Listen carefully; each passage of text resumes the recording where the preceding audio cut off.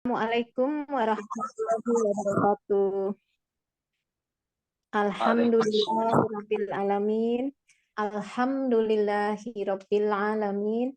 Alhamdulillahirabbil alamin.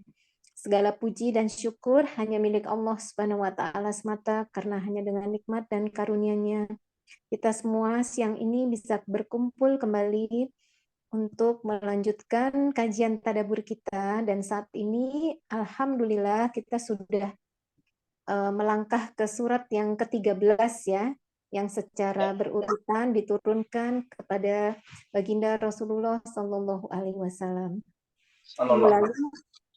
Minggu lalu kita menyelesaikan tadabbur untuk surat Al-Insyirah atau Alam Nasroh, dan kali ini kita di urutan yang ke-13 ternyata adalah surat yang setiap kita selesai kajian kita baca, yaitu surat Al-Asr, di mana surat ini hanya terdiri dari 3 ayat, tapi maknanya luar biasa. Mudah-mudahan kita semua bisa mengambil ibroh dan manfaat dari kajian tadabbur siang ini, dan mudah-mudahan dimudahkan bagi kita semua untuk melaksanakan atau mengamalkan ya yang kita ilmu atau ibroh yang kita dapat dari kajian tadabbur ini, insya Allah. Untuk mempersingkat waktu, alhamdulillah karena Ustadz Umar Maka sudah siap memberikan kajian tadabburnya, maka kita akan segera mulai. Tafadol Pak Ustadz, terima kasih. Masya Allah, barakallahu fiik Mbak Ari dan seluruh pengurus Majelis Ta'lim Rabbani yang semoga senantiasa disabarkan diteguhkan Allah bersama Quran, senantiasa dipilih oleh Allah menjadi bagian yang menyeru, mengingatkan manusia, khususnya umat Nabi Muhammad SAW, untuk senantiasa menjadikan Quran sebagai petunjuk cahaya bagi mereka dan keluarga. Sebelum mulai, saya ingin mengecek suara, apakah suaranya jelas? Jelas, Pak. Jelas, Pak Ustaz. Bismillahirrahmanirrahim. Assalamualaikum warahmatullahi wabarakatuh. Alhamdulillah. Alhamdulillahilladzi la ilaha illa huwal ahadus samad. Lam yalid wa lam yulad wa lam yakul lahu kufuwan ahad. Asyhadu an la ilaha illallah wahdahu la syarika lahu wa asyhadu anna Muhammadan abdullahi wa rasuluhul mab'uts rahmatan lil alamin.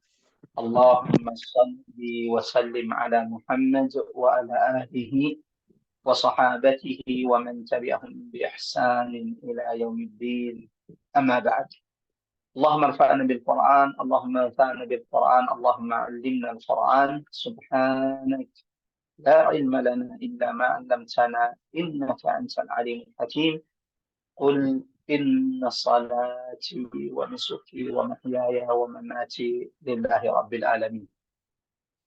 Raditu billahi rabba wa bil islami dina wa bi Muhammadin sallallahu alaihi wasallam nabiyyan wa rasulah. Jemaah rahmatullah, akhwat iman nazarallahu wa iyyakum ajma'in. Mengawali tadabbur Quran kita pada siang hari ini, sebagaimana tema kita, mentadabburi, menyelami, memetik hikmah, hidayah, mutiara-mutiara hikmah dari keagungan ayat-ayat Allah Subhanahu wa taala sesuai urutan turunnya kepada baginda Nabi sallallahu alaihi wasallam.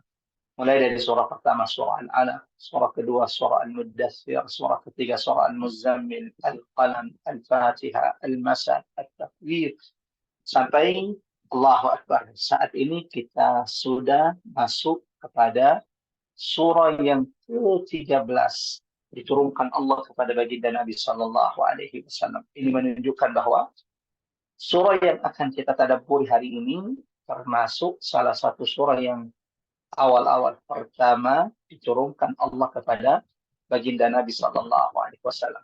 Surah ini sudah tidak asing lagi bagi setiap di antara kita di majelis kita ini, di Majelis Ta'lim Rabbani. Setiap pertemuan, setiap majelis kita tidak akan bubar, kita tidak akan meninggalkan majelis ini kecuali kita sudah membaca surah yang hari ini kita akan tadabbur, yaitu surah yang ke-13 dalam urutan turunnya kepada baginda Nabi Sallallahu Alaihi Wasallam. Adapun urutannya dalam mushaf, maka surah yang kita tadabbur hari ini adalah surah yang ke-103. Surah yang ke-103 dalam urutan mushaf, yaitu surah Al-Asr. Mengawali tadabbur Quran kita pada kesempatan kali ini, jamaah rahmat Allah, saya ingin mengajak kepada siapapun yang telah bergabung, mari sama-sama kita mulai tadabbur Quran kita pada kesempatan kali ini dengan di hari ke-7 bulan Ramadan, Syahrul Mubarak. Allahu Akbar.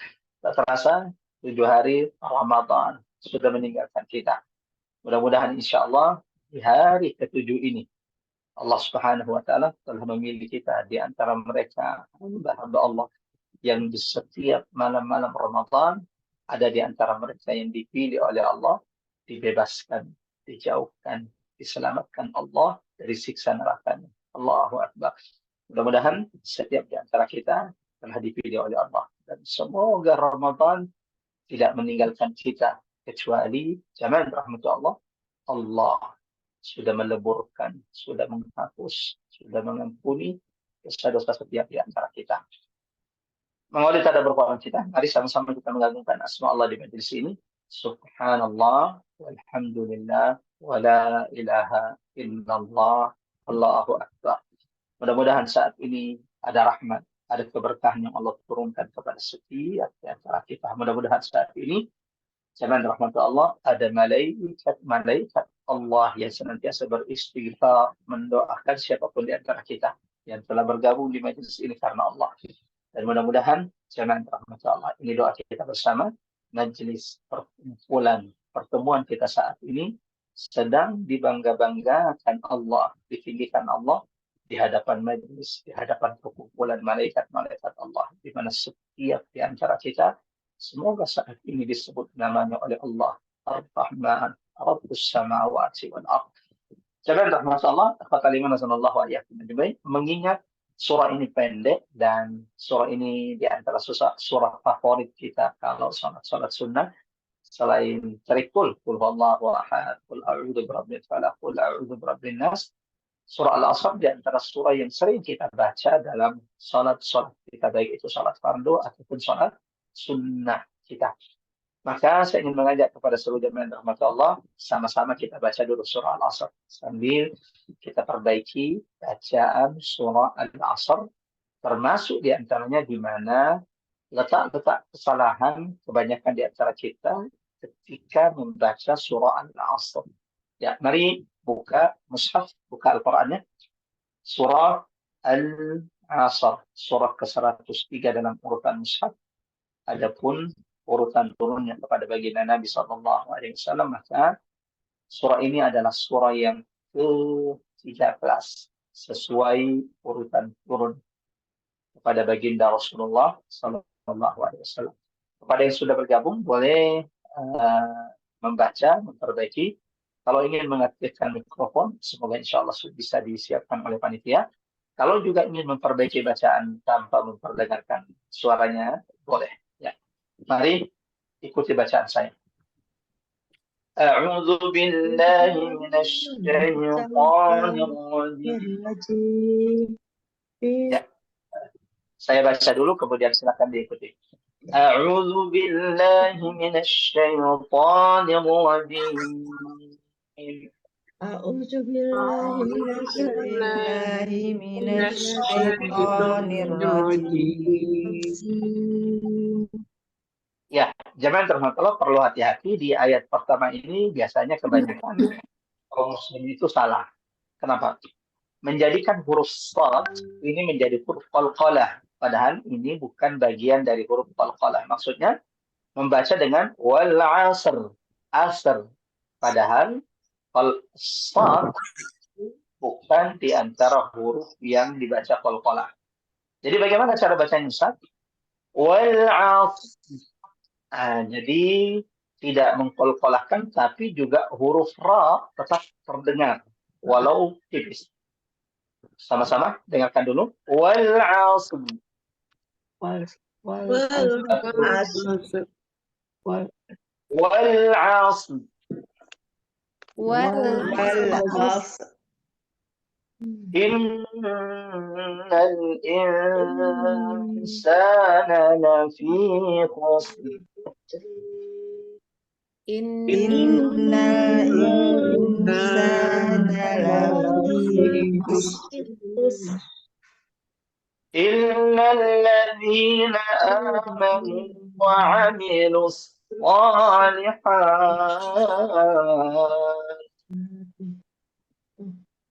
إن الذين آمنوا وعملوا الصالحات وتواصوا بالحق وتواصوا بالصبر وتواصوا بالحق وتواصوا بالصبر. Bismillahirrahmanirrahim. Wal 'asr, demi masa. Innal insana lafi khusr.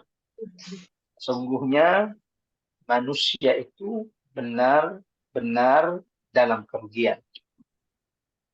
Illa alladzina amanu wa 'amilus shalihat, kecuali orang-orang yang beriman wa 'amilus shalihat, dan mengerjakan amal saleh. Wa tawasaw bil haqqi wa tawasaw bis sabr, dan menasehati supaya mentaati kebenaran, dan menasehati supaya menetapi kesabaran. Jamaah rahmatullah, akhwat al-iman azanallahu wa iyyakum jamaah. Barakallahu fikum bagi seluruh jamaah yang sudah bersama kita. Dan seluruh jamaah yang dirahmati Allah yang sudah mendengarkan terjemahan dari surah Al-Asr. Kalau sudah selesai, mungkin jamaah yang dirahmati Allah bisa menonaktifkan mikrofon kembali supaya kita bisa lebih khusyuk insyaallah mentadabburi surah ini. Dan kalau mungkin ada yang lupa untuk menutup dan terdengar suara yang ada di sekitar, kami minta bantuan Mbak Ari untuk kemudian menonaktifkan seluruh mikrofon agar kita fokus kepada materi tadabbur. Mengingat, Masya Allah, surah Al-Asr ini salah satu surah yang wajib penting untuk kita kemudian pahami dengan baik. Allahu Akbar. Jemaah rahmatullah, akhwat al-iman azanallahu wa iyyakum. Surah Al-Asr ini mohon dicatat baik-baik, maklumat penting. Surah Al-Asr, wal 'asr innal insana lafi khusr illa alladzina amanu wa 'amilus shalihat. Surah Al-Asr ini salah satu dari 3 surah di dalam Quran, 3 surah dalam Quran yang paling pendek. Dari 114 surah yang Allah turunkan kepada baginda Nabi sallallahu alaihi wasallam, surah Al-Asr ini adalah salah satu dari 3 surah yang paling pendek. Sehingga disebut dengan as-sulasiyat as-salasa, 3 surah yang paling pendek karena terdiri dari 3 ayat. 3 surah ini kenapa disebut dengan surah yang paling pendek? Ya karena 3 surah tersebut hanya terdiri dari 3 ayat. As-sulasiyat as-salasa, 3 surah paling pendek karena hanya terdiri dari 3 ayat. Yaitu surah Al-Asr, surah yang ke-13 dalam urutan turunnya kepada baginda Nabi. Sementara urutan dalam mushaf adalah surah ini adalah surah ketiga, surah 103. Yang kedua adalah surah Al-Kautsar, inna a'tainaka al-Kautsar. Surah ketiga adalah surah An-Nasr, idza jaa nasrullah. Nah, 3 surah ini adalah surah yang paling pendek karena hanya terdiri dari 3 ayat. Sehingga dari sinilah ulama mengatakan ayat paling sedikit yang dibolehkan dibaca dan sholat kita sah dalam bacaan Al-Fatihah adalah 3 ayat, minimal 3 ayat dalam surah Al-Fatihah. Alhamdulillah Rabbil Alamin, Ar-Rahmanir Rahim, Maliki Yaumiddin. Kalau ada di antara kita yang masbuk ikut tarawih, imamnya sudah baca surah pendek, dan surah pendeknya sudah mau selesai, maka kalau kita mulai sholat, dianjurkan, tidak usah lagi baca doa iftitah, tapi dianjurkan langsung membaca Al-Fatihah. Kenapa? Al-Fatihah itu rukun, sementara doa iftitah itu hanya sunnah-sunnah dalam sholat. Bukan rukun. Nah, berapa ayat? Tapi udah rukun Ustaz. Minimal 3 ayat yang kita baca dari surah Al-Fatihah. Kenapa 3 ayat? Dari mana dalilnya? Karena surah yang paling pendek di dalam Quran itu ada 3 surah. Al-Asr, Al-Kautsar, An-Nasr, dan ya, apakah cuma Ibu Widarti saja yang terputus atau semua jamaah yang terputus? Silakan. Saya mohon bantuan jamaah Ba'ari untuk memberitahukan karena ada jamaah yang mengatakan terputus. Apakah betul materinya terputus atau cuma Mbak Widarti karena signal? Oke. Alhamdulillah saya lancar sih Pak Ustadz.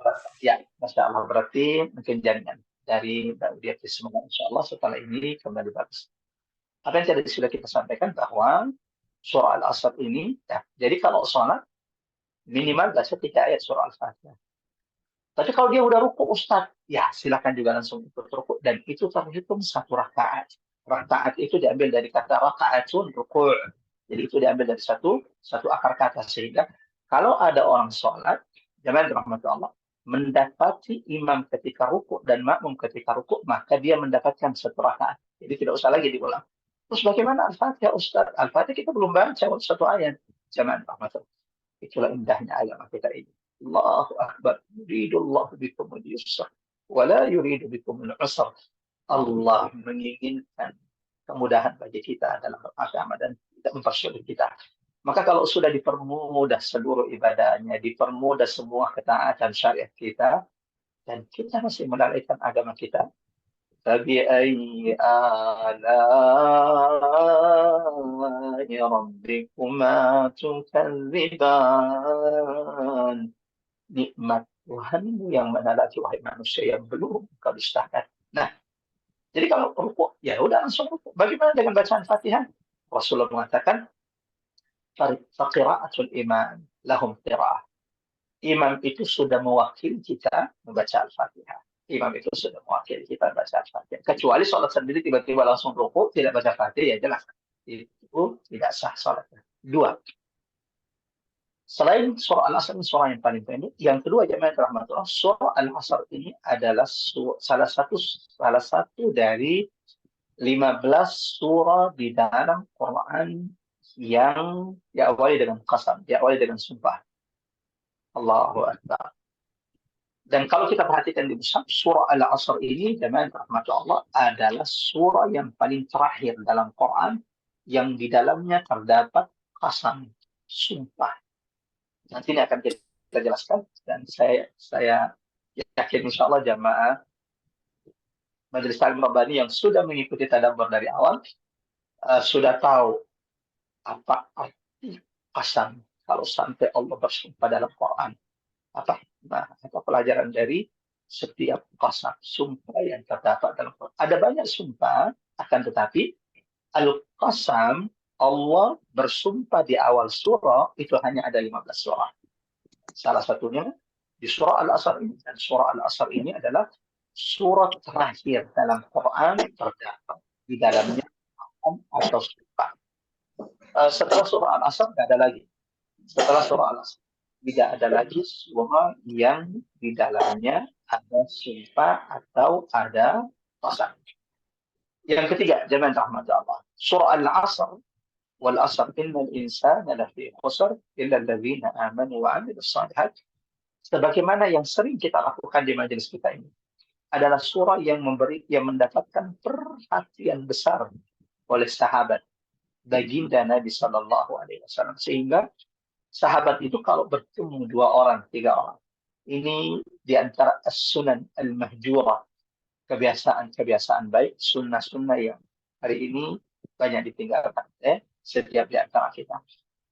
Siapa di antara kita yang kalau kerabatnya datang berkunjung ke rumahnya, anak-anaknya datang menjenguk, melihat, menengok, anak-anak kumpul, cucu-cucu kumpul ketika hendak pulang di sore hari masing-masing ke rumah mereka, atau kumpul berbuka puasa di bulan Ramadan ini, setelah mereka hendak berpulang masing-masing, siapa di antara kita yang mengamalkan surah ini seperti sahabat? Mereka tidak akan bubar, mereka tidak akan berpisah, kecuali sudah mengingatkan, sudah berwasiat kepada anak, kepada sahabat, kepada kerabat dengan membaca surah ini. Wal asr, innal insana lafi khusr, illa alladhina amanu wa amilus salihat wa tawassaw bil haqqi wa tawassaw bis sabr. Alhamdulillah, kita mengamalkan baru di majelis. Khususnya di majelis Ta'lim Rabbani ini, alhamdulillah kita sudah mulai belajar menghidupkan kembali sunnah ini. Walau di majelis ilmu kita, mudah-mudahan insya Allah tak hanya di majelis ilmu ini, tapi kita bisa amalkan insya Allah. Nah, semua kita ini akan merugi. Apapun engkau wahai anak, sehebat apapun engkau, sekaya apapun engkau, wal asr, ingat kata Allah, kita semua akan merugi di hadapan Allah kecuali illal ladzina wa amilus salihat wa tawassaw bil haqqi wa tawassaw bis sabr. Kenapa surah ini yang dipilih oleh sahabat? Karena mereka tahu betul surah ini, mohon diingat, catat baik-baik. Di dalamnya ada sebab keselamatan setiap di antara kita. Tanpa itu, kita tidak akan pernah selamat di hadapan Allah, dan kita akan menjadi orang-orang yang di hadapan Allah kelak. Keempat, ini sebelum masuk. Jamaah rahmatullah, ikhwatal iman rahimanallah wa iyyakum. Di antara hal yang menunjukkan keutamaan kemuliaan surah Al-Asr ini, walau cuma 3 ayat, masuk yang paling pendek, akan tetap Masya Allah, surah ini mencakup perkara-perkara, hal-hal, kandungan pokok yang harus dimiliki seorang muslim. Siapa yang ingin selamat? Semua kita ingin selamat. Perhatikan baik-baik surah ini. Siapa yang tidak ingin merugi? Perhatikan baik-baik surah ini. Surah ini di dalamnya ada sebab keselamatan setiap manusia. Manusia yang mana, Ustaz? Apakah di sini hanya yang dimaksud adalah umat Nabi Muhammad? La, bukan cuma umat Nabi Muhammad. Tapi yang dimaksud manusia merugi di sini adalah dari zaman Nabi Adam. Semua manusia, dari zaman Nabi Adam, manusia pertama yang diciptakan Allah, sampai manusia terakhir nanti hari kiamat, semua manusia itu akan merugi.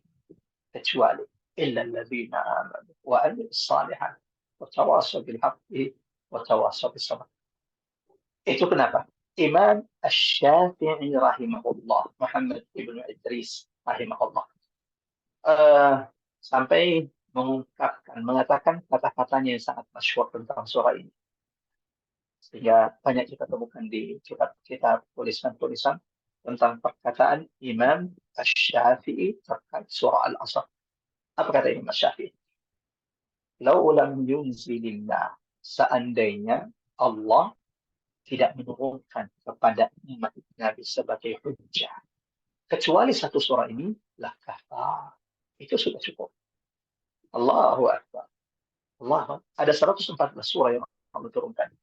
Kata Imam Syafi'i, seandainya Allah, ya umat Islam, wahai umat Islam, wahai umat Muhammad sallallahu alaihi wasallam, seandainya Tuhan, seandainya Allah tidak menurunkan kepada umat ini kecuali satu surah ini menjadi hujjah bagi kita, maka itu sudah cukup. Itu sudah cukup menjadi hujjah. Itu sudah cukup menjadi cahaya. Itu sudah cukup menjadi petunjuk bagi kita untuk selamat di dunia, terlebih selamat kelak di akhirat. Faman suhziha 'anil nar, barang siapa yang dijauhkan Allah dari siksa api neraka, wa udkhilal jannah, dan dimasukkan ke dalam surga, faqad faz, mereka lah orang yang menang, beruntung, bahagia di hadapan Allah. Allahu Akbar. Walau di antara ungkapan ulama juga, jemaah rahmat Allah, surah ini banyak dilalaikan oleh kaum muslimin saat ini. Jarang ditadaburi. Ketika didengar, hanya sekedar lewat. Padahal jika mereka ingin selamat, hendaklah mereka memperhatikan surah ini. Hari ini Jangan rahmat Allah. Ibu-ibu majelis taklim Rabbaniyah, semoga senantiasa dalam penjagaan perlindungan Allah. Saya ingin mengajak kepada seluruh jamaah di waktu yang singkat ini, di hari 7 Ramadan, Syahrul Quran, bulan Quran, bulan yang penuh keberkahan ini, untuk memuhasabah diri kita, mengukur diri kita dengan surah Al-Asr. Hari ini, coba perhatikan. Coba hadapkan diri kita di hadapan surah ini. Lalu checklist satu-satu diri kita dengan surah ini. Apakah kita masih merugi menurut Allah? Atau sudahkah kita termasuk orang-orang yang beruntung? Allahu Akbar. Allahu Akbar. Betapa meruginya saya di umur saya yang 40 tahun ini, kalau ternyata di antara perkara-perkara sebab keselamatan, masih banyak di antaranya yang tidak saya miliki. Di antara kita ada yang berumur 50 tahun, 60 tahun, 70 tahun, bahkan Masya Allah, ada Bunda Tuti di sini, yang paling senior di antara kita. Jangan rahmat Allah yang umurnya lebih dari 4.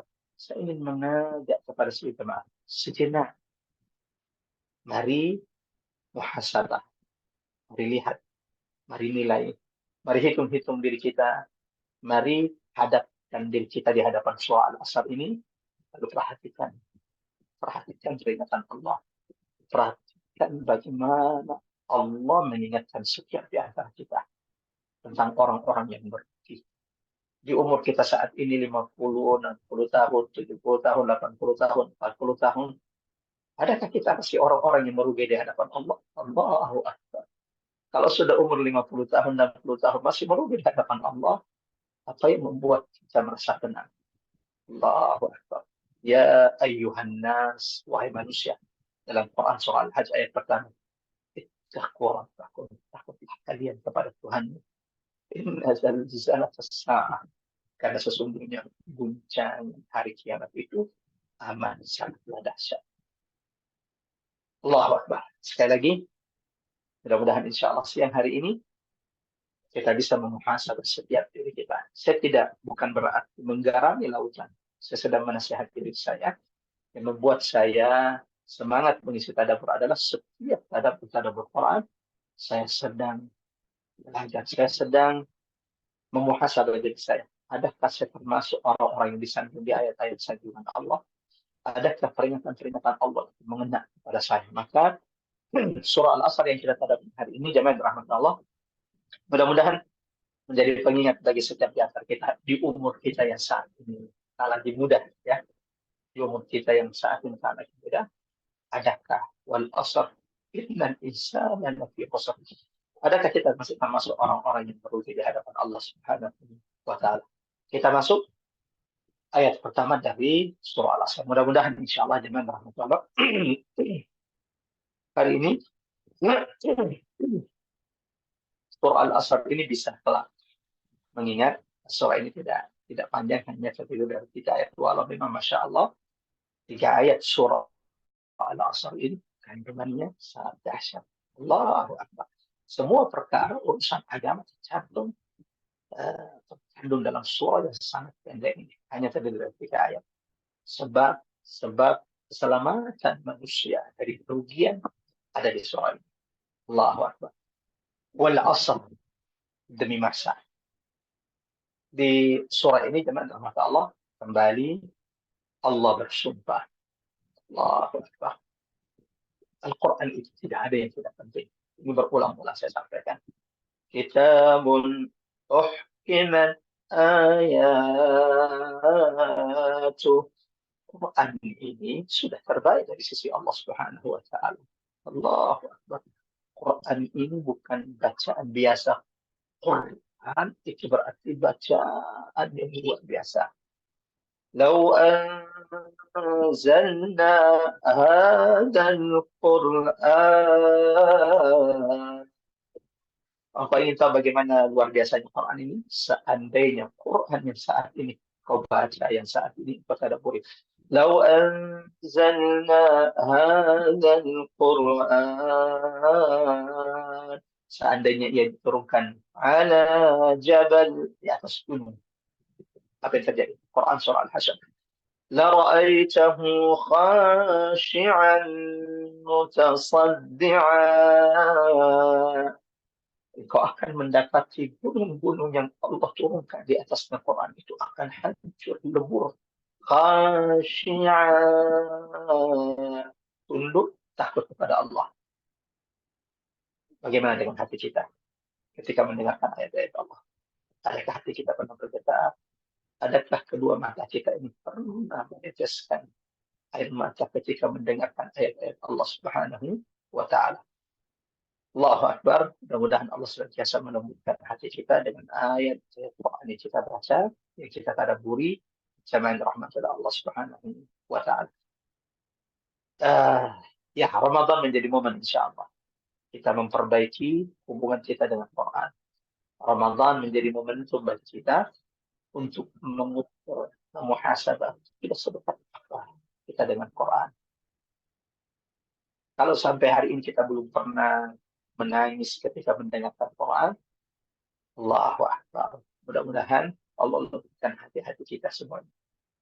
Jin diabadikan Allah dalam Quran surah 46 ayat 29 sampai 31. Sekelompok jin pertama kali mendengarkan Quran. Allahu Akbar. Pertama kali mereka mendengarkan Quran. Apa kesan mereka? Saat itu mereka takjub lalu mengatakan ini Quran, ini bacaan yang luar biasa. Inna sami'na Qur'anan ajaba. Ketika sekelompok jin dalam Quran surah Al-Ahqaf, ya. Wa idh sarafna ilaika nafaran minal jin. Ingat wahai Muhammad, ketika kami mengirim kepada sekelompok jin, yastami'una al-Qur'an.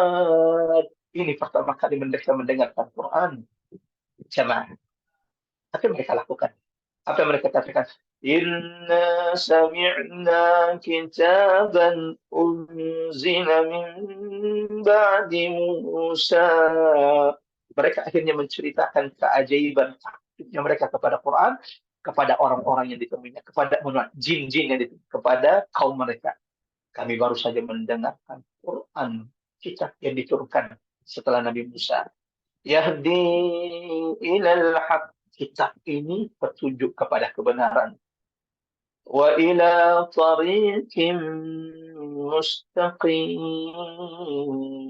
Dan petunjuk kepada jalan yang lurus.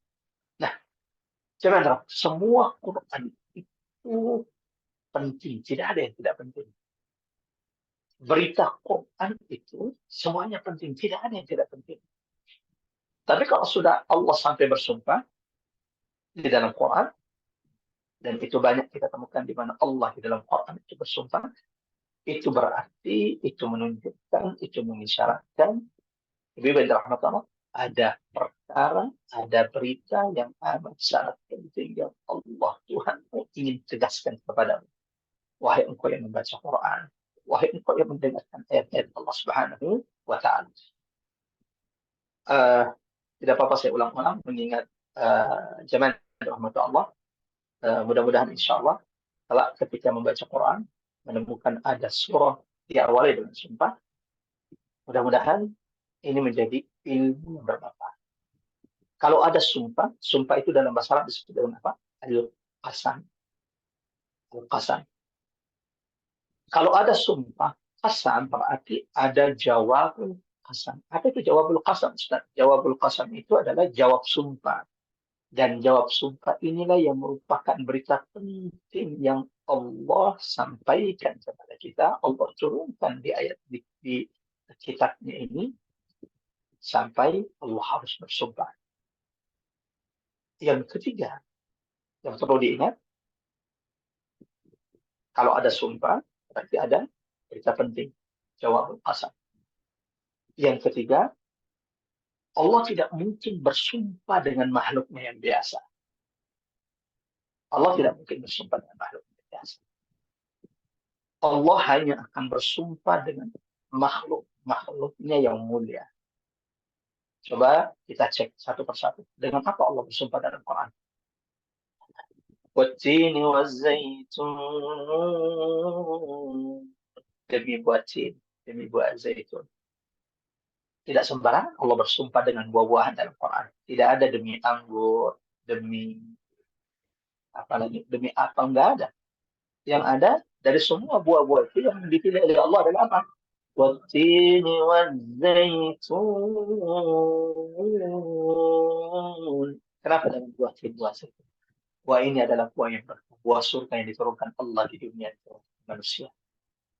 Apalagi Allah bersumpah dengan wadduha. Allah bersumpah dengan waktu duha. Dan ini menunjukkan keutamaan waktu duha. Apalagi Allah bersumpah jemaah rahmat Allah dengan wa anta hinnun bihadzal balad. Allah bersumpah dengan Nabi Muhammad sallallahu alaihi wasallam. Nah, di surah ini Allah bersumpah dengan apa?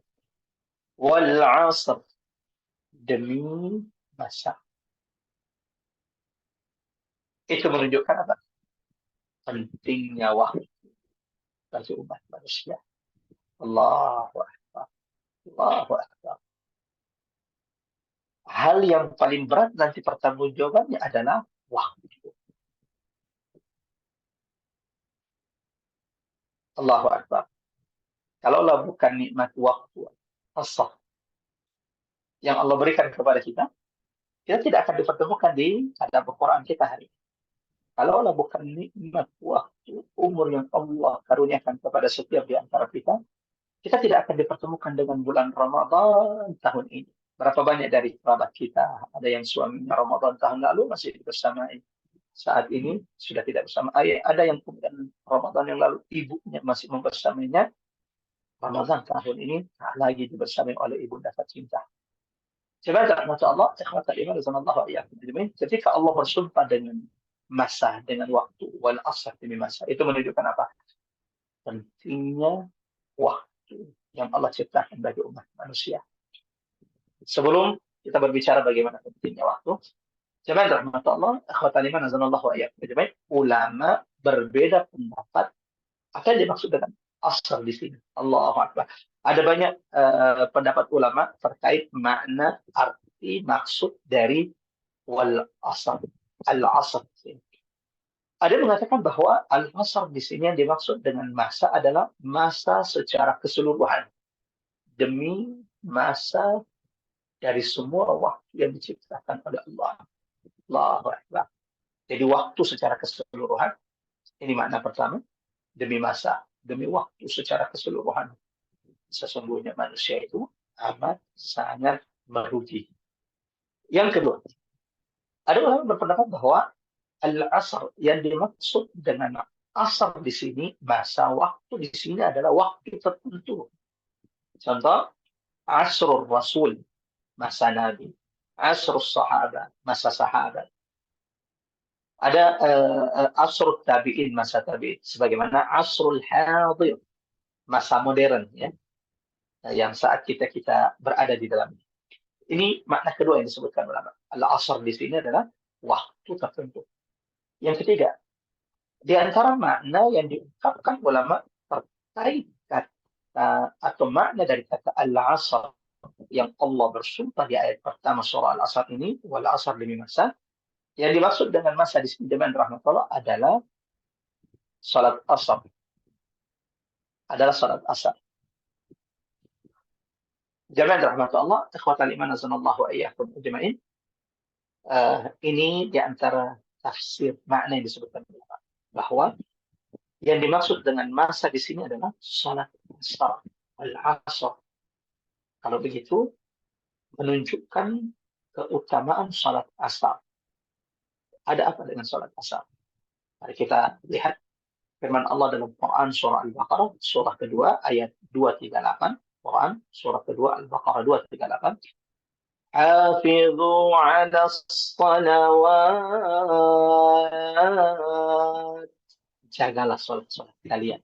Kenapa ya Allah? Ada orang yang tidak menjaga salat-salat. Karena dunia, karena pekerjaan, akhirnya sholatnya tidak dijaga. Allahu Akbar. Ada yang sampai meninggalkan sholat. Dan ini yang membuat Rasulullah Sallallahu Alaihi Wasallam bersedih. Dan ini membuat kita sedih melihat kondisi umat hari ini. Lihat masjid-masjid kita zaman berapa Allah, berapa banyak masjid-masjid yang safnya hanya terisi beberapa saf. Padahal kalau melihat jumlah orang yang tinggal di kompleks itu, semestinya masjid ini tidak muat. Ya, inilah kondisi umat saat ini. Maka jangan tanya kenapa umat ini kemudian dihinakan, kenapa kemudian umat ini bukannya leading, memimpin manusia saat ini. Karena bagaimana kita memimpin manusia dunia sementara sholat kita sendiri kita takhirkan, sholat sendiri kita lalaikan, kewajiban kita kepada Allah Subhanahu wa Ta'ala. Jadi ini menunjukkan wal asar, berarti sholat asar menunjukkan keutamaan sholat asar. Ada apa dengan sholat asar? Dalam Quran surah Al-Baqarah ayat 238, Hafidhu 'ala salawat. Jagalah salat-salat kalian wahai umat Muhammad. Salat zuhur, salat subuh, maghrib, isya. Lalu Allah khususkan salat asar. Was-salatil wusta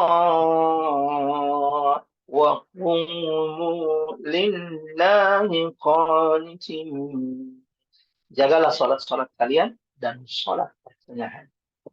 Nah, ulama tafsir menguatkan bahwa yang dimaksud dengan sholat pertengahan di sini adalah sholat asar. Karena sholat asar itu memang betul-betul menjadi sholat pertengahan. Maksudnya pertengahan bagaimana, Ustaz? Sholat asar itu pertengahan di antara 4 sholat. Sebelum sholat asar ada 2 sholat siang. Apa itu? Sholat subuh dan sholat zuhur. Setelah sholat asar ada 2 sholat malam, yaitu sholat maghrib dan sholat isya. Sehingga asar ini benar-benar di pertengahan dari 2 sholat malam dan 2 sholat pagi. 2 sholat siang. Maka Allah mengingatkan manusia untuk menjaga sholatnya, khususnya sholat asar. Wassalatil wusta, sholat pertengahan.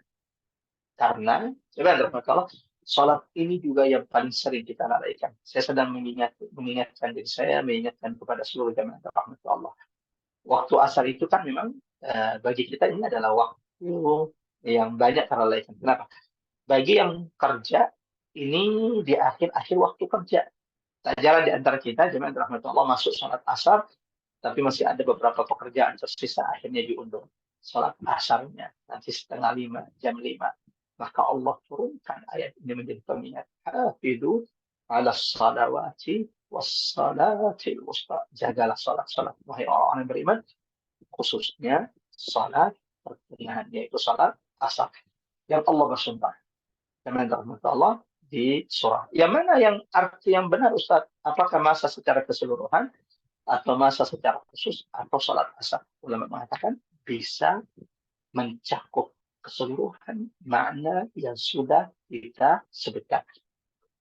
Wal asar, ketika Allah bersumpah dengan masa waktu, jangan rahmat Allah, itu menunjukkan pentingnya masa waktu yang diciptakan oleh Allah. Dan ini yang paling banyak kita lalaikan. Dalam hadis baginda Nabi SAW, jangan rahmat Allah, ada 5 pertanyaan yang pasti Allah tanyakan kepada saya, kepada kita semuanya. Mbak Ari, Mbak Ipeng, Mbak Wanda, Ibu Suci, seluruh jamaah rahmat Allah. Kata Nabi, la tazulu qadama abdi. Engkau tidak akan pernah bergeser dari hadapan Tuhan kecuali Allah sudah menanyaimu tentang 5 hal. Allahu Akbar. 5 hal akan diminta oleh Allah pertanggungjawabannya dari setiap di antara kita. La tus'alunna yawma idzin 'anil na'im. Apa 5 hal tersebut? Coba kita lihat satu persatu dengan rahmat Allah. 5 hal yang pasti Allah akan tanyakan kepada setiap di antara kita, kecuali kalau dia bebas hisab. Kecuali kalau dia bebas hisab.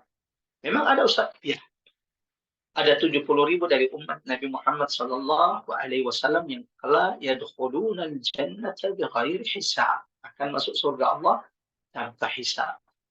Sayangnya hanya 70.000 orang yang mendapatkan kuota. Sementara haji tiap tahun 1 juta. Haji tiap tahun 1 juta. Ya. Sahabat Nabi sudah lebih dari 100.000. Nggak ada harapan dong Ustaz kalau begitu. Jangan berputus asa. Karena Nabi tidak mengatakan 70.000 itu mesti dari sahabat. 70.000 dari umat Nabi. Mudah-mudahan salah satu di antara 70.000 itu ada di antara jamaah yang dirahmati Allah yang saat ini di bulan Ramadan ini Allah kumpulkan kita sama-sama tadabbur. Dan kalau sudah bebas hisab, Allah Akbar, ini orang yang bahagia. Kalau sampai dia diloloskan masuk surga tanpa hisab. Allahu Akbar. Allahu Akbar. Kenapa? Jamaah rahmat Allah. Ada 3 peristiwa paling berat nanti di hari kiamat. Ada 3 kejadian ini yang paling menakutkan, paling mengguncang, paling mengerikan nanti pada hari kiamat. 1 hisab. Ketika Allah, ya umat al-Islam, wahai umat Muhammad SAW, ketika Allah menanyakan setiap nikmat sampai yang paling kecil kepada kita. Suatu saat Nabi minum bersama sahabatnya, lalu tiba-tiba Nabi kemudian dengan suara lirih berkata, "Latus alunna yauma idzin anin na'im." Wahai sahabat Umar dan Abu Bakar, kelak 1 teguk air yang kita minum ini akan dimintai pertanggungjawaban di hadapan Allah Subhanahu wa taala. Allahu Akbar. Nikmat terkecil pun akan ditanya oleh Allah. Dosa sekecil apapun nanti akan kita pertanggungjawabkan di hadapan Allah.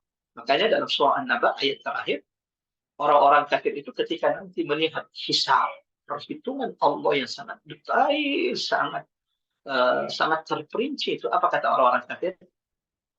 Yauma yanzurul mar'u ma qaddamat yadah. Hari di mana manusia akan diperlihatkan setiap yang pernah ia lakukan sampai yang terkecil. Dan orang-orang kafir mengatakan, ya wa yaqulul kafiru ya laitani kuntu turaba. Dan orang-orang kafir akan berkata, duhai seandainya hari ini aku menjadi tanah saja. Kembali. Tidak ada orang bisa bergeser dari hadapan Allah kecuali dia pasti akan ditanya berapa? 5 hal. Kita cek.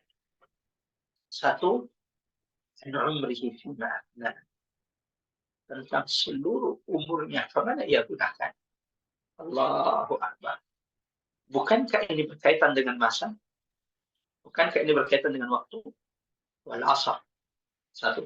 Berarti pertanyaan pertama nanti di hari kiamat berkaitan dengan waktu. Karena umur. Yang kedua. Pertanyaan kedua nanti. Wa an syababihi fima ablah. Yang kedua, dia akan tidak ada manusia kecuali dia akan ditanya oleh Allah tentang masa mudanya. Jadi umur secara keseluruhan. Yang kedua, masa muda. Allahu Akbar. Allahu Akbar. Dari Ipeng, seluruh zaman. Kenapa kira-kira masa muda? Padahal kan umur sudah, Ustaz. Kan umur sudah ditanya. Kenapa masa muda ditegaskan kembali? Karena masa muda yang paling banyak kita lalaikan. Berapa banyak orang nanti ngajinya setelah, ya, berapa banyak di antara kita nanti belajar tajwidnya setelah, walau saya tidak mengatakan ini buruk. Alhamdulillah, ini nikmat. Kalau pintu hidayah itu Allah masih berikan kepada kita sebelum Allah wafatkan kita. Tetapi ini juga menjadi peringatan. Jangan sampai kemudian jangan rahmatullah Allah Subhanahu wa taala anak-anak kita kemudian mengikuti kesalahan-kesalahan yang selama ini kita lakukan. Masa muda di antara masa nikmat karunia yang Allah berikan yang paling banyak kita lalaikan. Maka ini nanti akan ditanyakan di hadapan Allah Subhanahu wa taala. Dan ini lagi-lagi terkait dengan waktu, terkait dengan masa. 3. Apalagi yang ditanya? 3 dan 4. Wa an malihi min aina akhadha wa fima anfaqa. Yang ketiga dan keempat yang ditanyakan apa? tentang harta. Dari mana ia dapatkan? Ini yang ketiga. Dan kemana ia nafkahkan? Ini yang keempat. Lagi-lagi jemaah ini juga berkaitan dengan waktu. Betul atau tidak? Kita mencari nafkah tergantung waktu atau tidak? Waktu. Bersedekah, berinfak, ya juga waktu. Yang terakhir, wa an ilmihi fima amin. Tidak ada manusia yang akan bisa bergeser nanti di hadapan Allah kecuali ia juga sudah ditanya tentang apa? Tentang ilmu yang sudah dia pelajari, tadabbur ayat-ayat Allah yang sudah dia dengar, yang sudah dia ikuti. Sudahkah dia mengamalkan seluruh ilmunya? Nah, lagi-lagi pertanyaan kelima ini juga berkaitan dengan waktu. Jadi apa? Wal asr demi masa. Semua pertanyaan dari 5 pertanyaan manusia nanti pada hari kiamat semuanya terkait dengan waktu. Masa tentang umurnya secara keseluruhan. Yang kedua tentang masa muda. Tentang harta dari mana ia dapatkan. Kemana ia nafkahkan. Yang kelima adalah tentang ilmu yang bertahun-tahun dia pelajari, yang dia kaji. Kemana dia amalkan ilmu tersebut. Allahu Akbar. Sampai di sini jemaah rahmatullah Allah Subhanahu wa taala. Mudah-mudahan dengan ayat pertama ini surah ini sudah menjadi pengingat bagi kita akan nikmat waktu yang begitu penting. Nikmat waktu yang banyak kita lalaikan. Allahu Akbar. Dan ternyata 5 pertanyaan wajib bagi setiap hamba nanti pada hari kiamat itu berkaitan dengan waktu.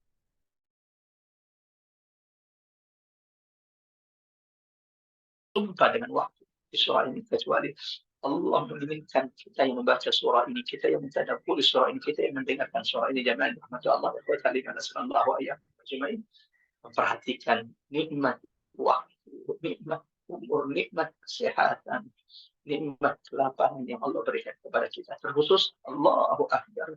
Tidak semua orang, tidak semua hamba Allah rezekikan sampai di bulan Ramadan. Maka jangan sampai jamaah rahmat Allah Ramadan waktu yang begitu berkah ini kita kufuri karena tidak kita gunakan dengan sebaik-baiknya. Allahumma amin. Allahumma amin. Innal insana lafi khusar. Sesungguhnya manusia amat merugi. Allahu Akbar. Jemaah rahmat Allah, akhwatul iman azanallahu wa iyyakum ajma'in. Insan manusia siapa? Innal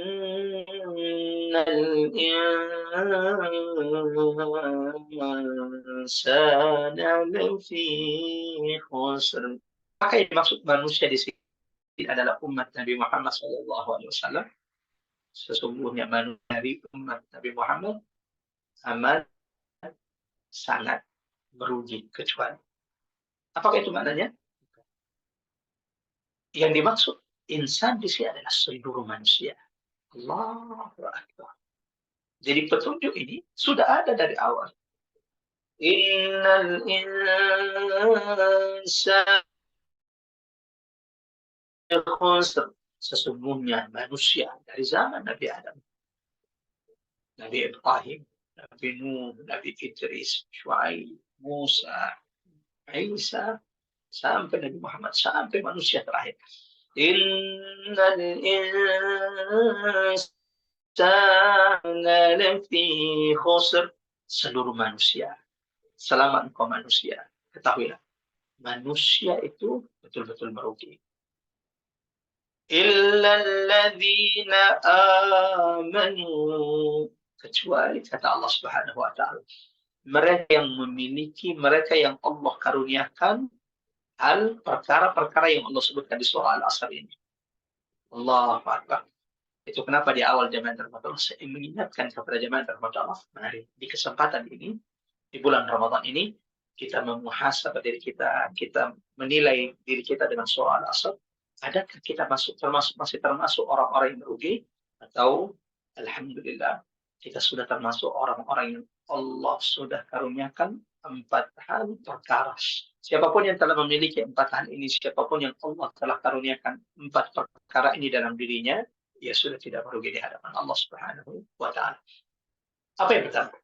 Illa alladzina amanu. Kecuali orang-orang yang beriman. Wa amilus salihat. Tidak cukup beriman.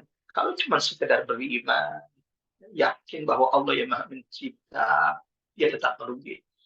Apa yang harus dilakukan? Dia harus melakukan, memiliki hal yang kedua. Wa amilus salihat.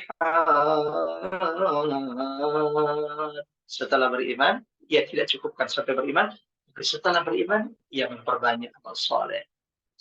Memperbanyak baca Qur'annya, memperbanyak sholat-sholatnya, memperbanyak surat puasanya, saumnya, memperbanyak sedekah dan infaknya, melaksanakan umrah haji ke Baitullah ketika Allah memberikan kelapangan kepada dirinya, memperbanyak tilawatul Quran.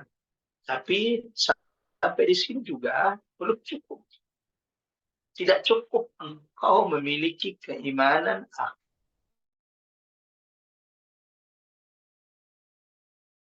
yang soleh yang baik, umrah tiap tahun, masya Allah,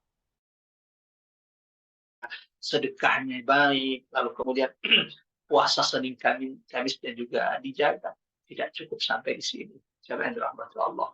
Lagi-lagi, mari muhasabah diri kita dengan surah Al-Asr ini. Jangan sampai di umur kita yang tak lagi muda ini, ternyata kita ini masih merugi di hadapan Allah. Tidak cukup hanya beriman dan beramal soleh, rajin ikut kajian, umrah setiap tahun, sudah pernah haji, puasa Senin Kamis dijaga. Kalau sampai di sini, ini masih merugi. Terus agar dilakukan Ustaz, perhatikan ayat Allah, perhatikan petunjuk Allah dalam surah ini. Tidak cukup hanya beriman dan beramal soleh. Yang ketiga, وَتَوَاصَوْا بِالْحَقِّ. Saling menasihati, nasihat menasihati, saling mengingatkan, saling mengajak. وَتَوَاصَوْا ini bukan cuma dari satu arah. Kata tawasau, jemaah menunjukkan bahwa ini datang dari dua arah. Yang ini menasihati, yang satu menasihati yang sahabatnya. Suami menasihati istrinya, tapi bukan berarti istri tidak boleh menasihati suaminya. Wa tawasau bil haq. Ini harus dari dua arah. Harus dari dua sisi. Itu baru disebut wa tawasau, bukan dari satu arah. Kecuali beriman. Tidak cukup beriman. Wa amilus salihat. Tidak cukup beramal soleh. Setelah itu, apa yang Allah perintahkan? Wa tawasau bil haq. Saling nasihat kepada kebenaran, mengajak manusia kepada kebenaran. Tidak hanya memikirkan dirinya, tidak hanya memikirkan keluarganya, tidak hanya memikirkan kesuksesan anak-anaknya, tapi juga memperhatikan orang-orang yang di sekitarnya. Cukup sampai di situ? Belum. Yang keempat, وَتَوَاصَوْا بِالصَّبْرِ. Setelah ia mengajak saling menasihati dalam kebenaran, tidak cukup sampai di situ. Tapi ia harus memiliki yang keempat, kata Allah. وَتَوَاصَوْا بِالصَّبْرِ. Nasihat menasihati di atas kebenaran. Allahu Akbar. Jangan rahmat Allah. Lihat perkara ini, lihat empat hal yang Allah sebutkan dalam surah Al-Asr. Nanti akan kita bahas satu persatu. Insyaallah, mudah-mudahan waktu kita cukup. Siapa semua manusia itu merugi dari zaman Nabi Adam sampai manusia di akhir zaman, kecuali siapapun di antara manusia tersebut yang Allah telah karuniakan empat hal. Ustaz, hanya punya dua dari empat tersebut, dia masih merugi di hadapan Allah. Walau jauh lebih baik daripada yang tidak punya sama sekali satu pun. Ustaz, sudah tiga, alhamdulillah, Allahu Akbar, bersyukurlah kepada Allah. Tapi berusaha untuk memiliki yang keempat. Karena kalau baru tiga, itu juga masih merugi di hadapan Allah. Tapi jauh lebih baik dibanding yang dua. Allah, Ustaz, alhamdulillah. Sepertinya empat hal ini Allah sudah nikmatkan, karuniakan kepada al-fakir. Allahu Akbar. Tersenyumlah dan istiqamalah di jalan Allah.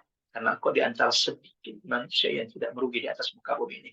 Sampai di sini, apa peringatan dari surah ini, jemaah rahmat Allah? Satu, ternyata memang untuk tidak merugi di hadapan Allah bukan perkara mudah. Bukan perkara mudah. ternyata untuk tidak merugi di atas muka bumi ini, untuk tidak merugi di hadapan Allah, usaha perjuangan berat. Kita coba jelaskan secara singkat. Karena Masya Allah, 4 hal ini jemaah rahmat Allah, ini kalau mau dijelaskan, ini setiap poin ini menjadi satu pembahasan. Kan tetapi mengingat bahwa masih banyak surah-surah yang belum kita tadabburi, kita baru sampai di surah ke-13 dari 114 surah yang diturunkan Allah kepada baginda Nabi Sallallahu Alaihi Wasallam. Kita tidak tahu apakah bisa kita kelar dari surah ini, Ustaz, semua surah dalam Quran. Allahu a'lam bishawab. Bisa jadi di antara jamaah ada yang tidak dipertemukan Allah sampai selesai, bahkan bisa jadi ustadznya ya, juga belum kelar pembahasan kita, sudah menghadap kepada Allah. Mudah-mudahan ketika ajal kematian itu datang kepada kita, Allah wafatkan kita bersama Quran, Allah matikan kita dalam keadaan husnul khatimah, Allah jadikan akhir ucapan kita adalah kalimat la ilaha illallah. Sebelum masuk ke pembahasan pertama, ke pembahasan setiap poin dari 4 poin ini, mari ingat 4 ini jamaah rahmatullah Allah. Apapun profesi, pedagang, pebisnis, pegawai negeri sipil, pejabat, ustaz, apapun profesimu hari ini, kalau engkau belum memiliki 4 hal ini, kau masih merugi di hadapan Allah Subhanahu wa Ta'ala. Yang bahaya adalah kalau kita sudah setua ini, tapi kita belum dikaruniakan Allah 4 hal ini, berarti selama ini kita merugi di hadapan Allah Subhanahu wa Ta'ala. Allahu Akbar. Iman, amal saleh. Yang ketiga, tawassul bil haq, mengajak orang kepada kebenaran, amar ma'ruf nahi munkar, tidak membiarkan maksiat, tidak melihat saudaranya, kakaknya minum khamar, minum minuman keras, tidak membiarkan adiknya yang tidak sholat, kakaknya yang tidak sholat. Yang penting dia sholat, yang penting dia ikut mengaji, terserah kakaknya, sepupunya mau tidak sholat. Allahu Akbar. Islam tidak pernah mengajarkan kita egois dalam beragama.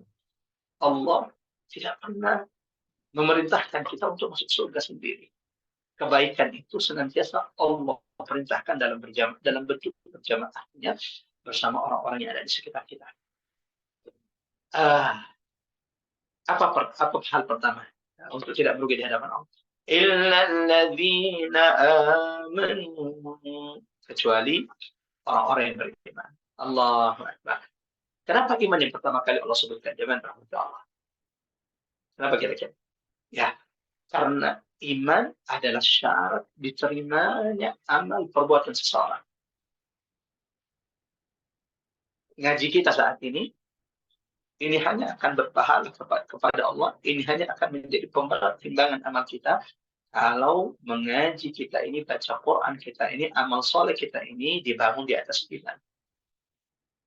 Ada orang sholat, tapi dia tidak beriman kepada Allah.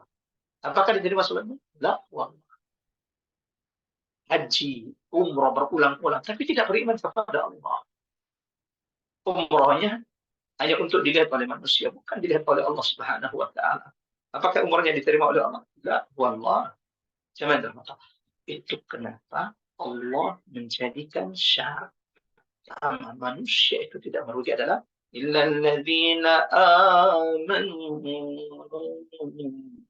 Karena iman adalah syarat diterimanya setiap kebaikan, ketaatan, amal soleh yang kita lakukan di hadapan Allah Subhanahu wa Ta'ala. Jemaah rahmatullah, ikhwata liman sallallahu alaihi ajma'in. Syarat sahnya iman itu ada 3 kata ulama. Ulama ketika mendefinisikan iman mengatakan bahwa iman itu 3. Saya tidak sedang berbicara tentang rukun iman. Kalau rukun iman, insya Allah pasti sama-sama kita ketahui semuanya. Rukun iman itu ada berapa? Ada 6. Iman kepada Allah, iman kepada Rasul, dan seterusnya. Disebutkan Nabi Sallallahu Alaihi Wasallam dalam hadis. Kan tetapi syarat sahnya iman kita itu ada 3. 1.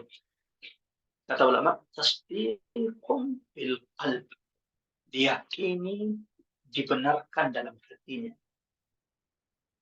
Ini yang tidak dimiliki orang munafik. Orang munafik itu syahadatnya bisa jadi lebih fasih dari kita. Asyhadu an la ilaha illallah wa asyhadu. Bisa jadi bacaan Qurannya lebih fasih dari kita. Tapi kenapa orang munafik Kemudian Allah tegaskan dalam Quran, innal munafiqina fi darkil asfali minan nar. Kenapa orang munafik itu Allah tegaskan dalam Quran bahwa tempat mereka adalah neraka paling rendah nanti pada hari kiamat. Padahal mereka baca Quran, mereka juga sholat, mereka juga haji. Bahkan di masa Nabi, orang munafik itu sholat di belakang Nabi, bahkan kelihatannya ingin berjihad bersama Nabi. Karena syarat iman yang pertama mereka tidak miliki. Apa itu? Tidak membenarkan apa yang mereka ucapkan. La ilaha illallah diucapkan oleh lisan mereka. Asyhadu an la ilaha illallah wa asyhadu anna Muhammadar Rasulullah diucapkan oleh lisan mereka tapi tidak dibenarkan oleh hati mereka. Maka mohon dicatat baik-baik. Iman kita syarat pertama adalah kalau sudah diyakini dibenarkan dalam hati. Dua, diucapkan oleh lisan. Tidak cukup jamaah rahmat Allah. Kemudian kenapa orang yang mau masuk Islam itu kan dia sudah yakin dengan kebenaran Islam. Apakah cukup dia sudah menjadi orang? Tidak. Dia harus mengucapkan. Ketika dia mau masuk Islam, maka dia harus mengucapkan dengan lisannya. Asyhadu an la ilaha illallah wa asyhadu anna Muhammadar Rasulullah. Tiga. Dicatat baik-baik. Yakini dalam hati. Dan ini yang tidak dimiliki oleh orang munafik. Yang kedua, jamaah rahmat Allah, diucapkan di lisan. Tidak cukup kemudian diyakini dalam hati. Itu kenapa setiap orang yang masuk Islam, dia harus mengucapkan dua kalimat syahadat. Yang ketiga, wa amalun bil jawari. Ia harus dibuktikan dalam perilaku oleh anggota tubuh kita. Ia harus dibuktikan dalam perbuatan kita. Ada orang syahadat.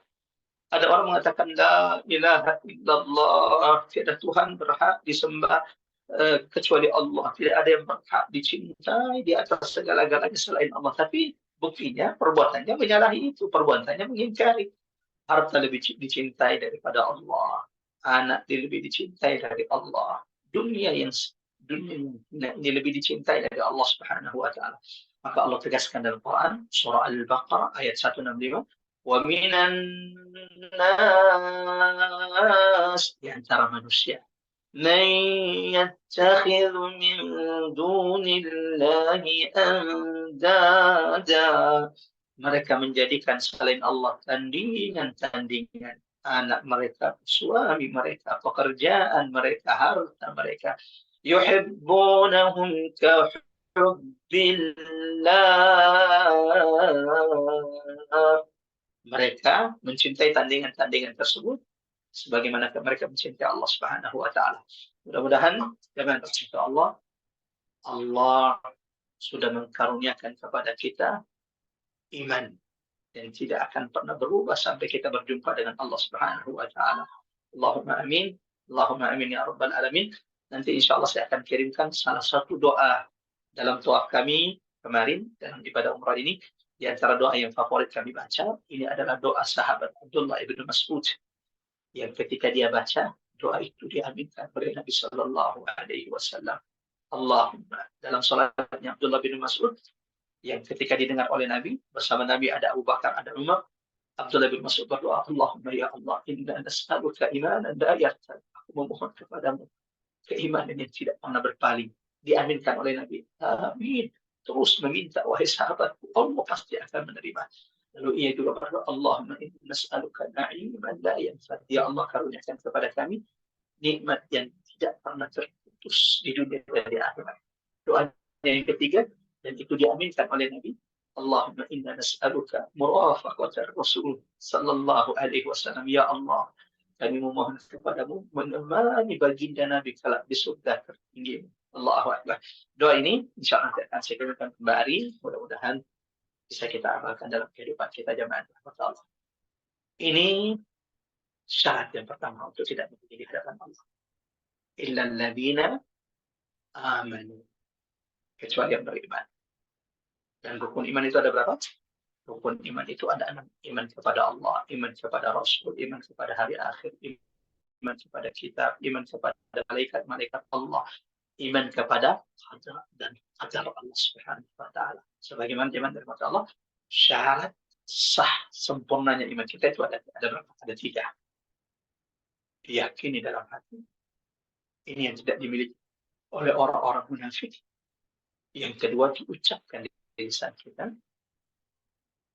Yang ketiga dibuktikan.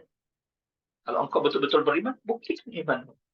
Sehingga dalam hadis-hadis yang lain Rasul mengatakan, "Man kana yu'minu billahi wal yawmil akhir," siapapun di antara kalian yang mengira, mengklaim beriman kepada Allah dan hari akhir, buktikan kalau engkau punya tamu, muliakan tamu. Kalau engkau benar-benar beriman kepada Allah dan hari akhir, kenapa? Ada pahala yang dijanjikan Allah bagi mereka yang memuliakan tamu. Kita lanjut teman-teman. Cukup hanya beriman kepada Allah. Ini belum cukup. Setelah beriman, setelah sempurna iman kita, benar iman kita, telah kita yakini dalam hati kita, diucapkan di lisan, dibuktikan dalam perbuatan kita. Karena ada orang di lisannya, Masya Allah, ya, dia yakini Allah. Dia yakini Allah itu Tuhan. Dia yakini Allah itu yang menciptakan. Dia yakini Allah yang maha memberi rezeki. Tapi keyakinan ini tidak dibuktikan dalam perbuatan.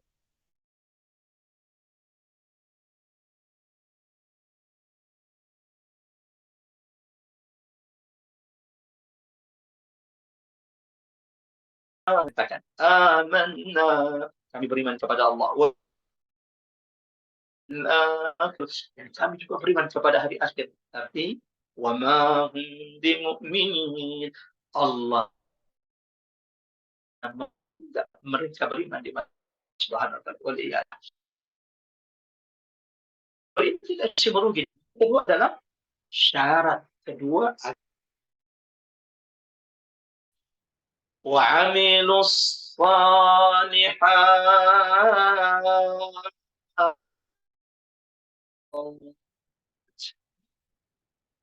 Setelah beriman, syarat kedua bagi siapapun yang tidak ingin merugi di hadapan Allah, setelah memperbaiki imannya kepada Allah, bersihkan imannya dari segala bentuk kesyirikan pembatal mana. Yang kedua adalah wa salihat, melakukan, memperbanyak amal soleh yang dicintai oleh Allah Subhanahu wa ta'ala. Apa itu amal soleh, Ustaz? Setiap ucapan, perbuatan yang dicintai Allah itu namanya amal saleh. Al-amalus saleh kullu qawlin wa amalin yuhibbuhu Allah.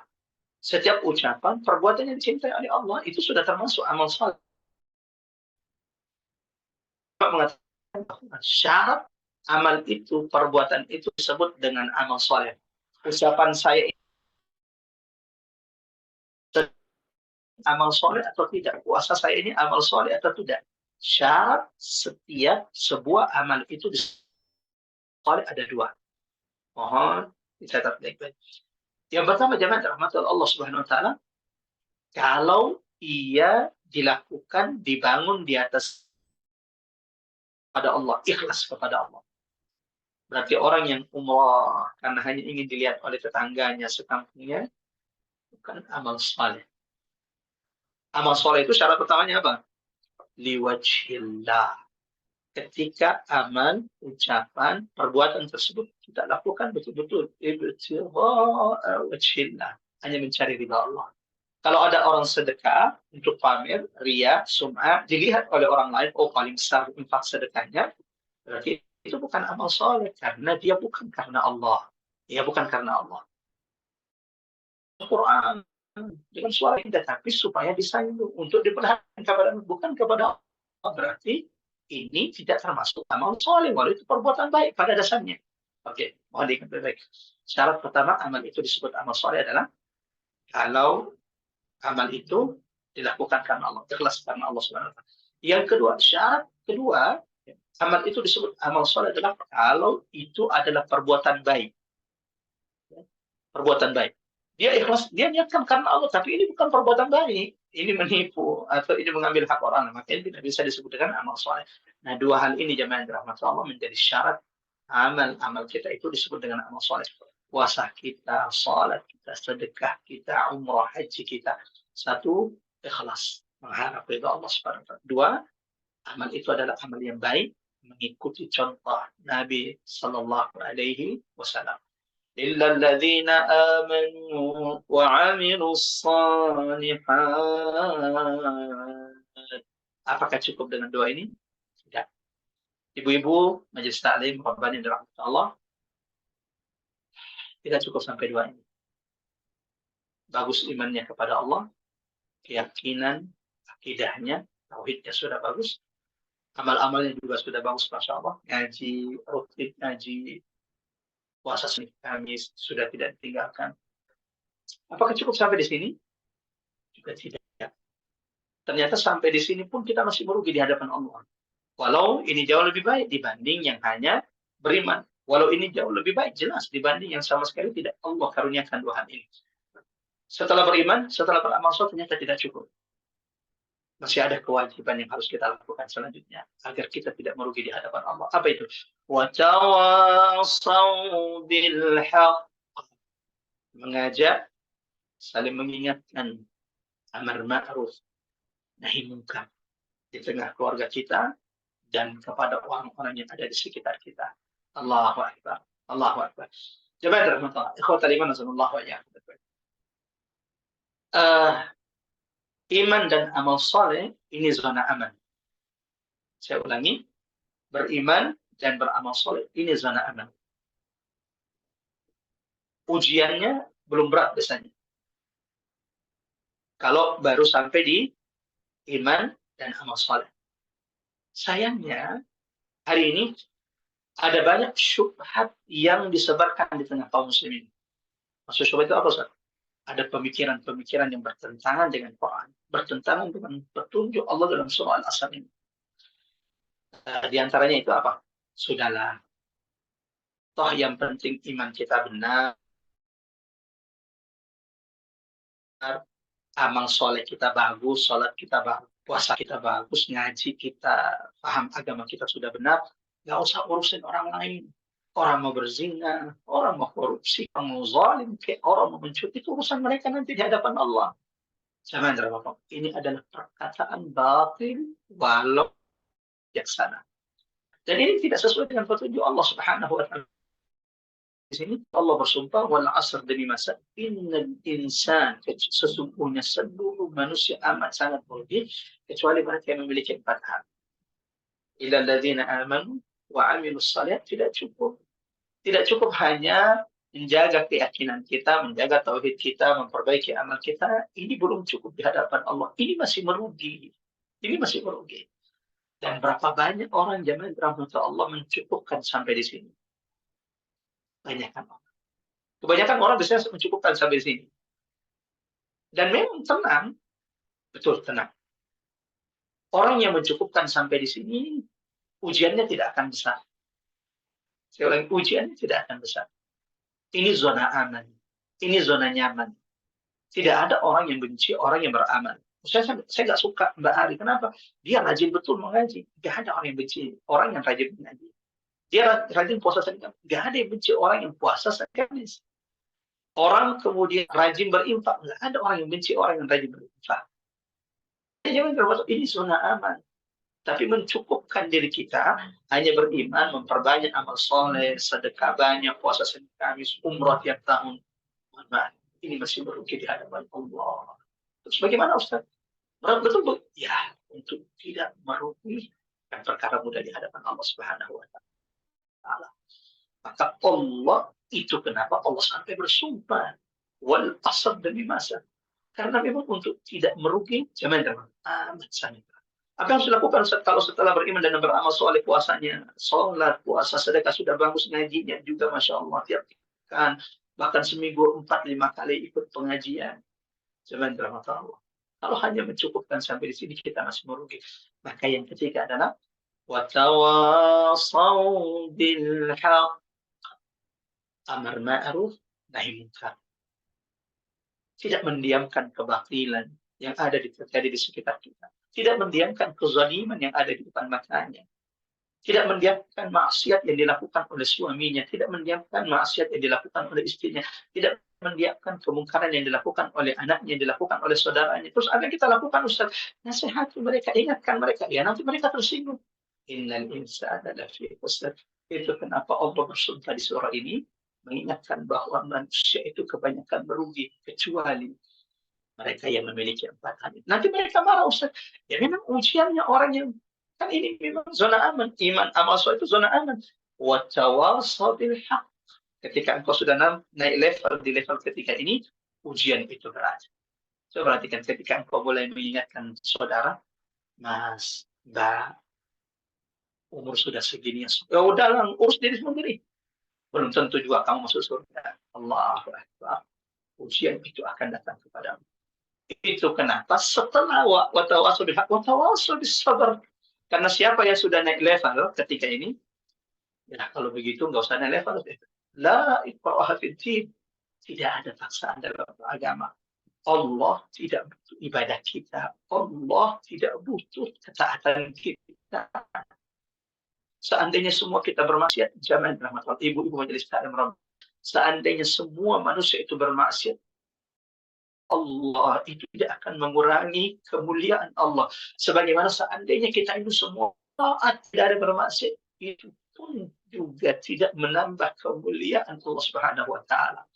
Allah tidak butuh.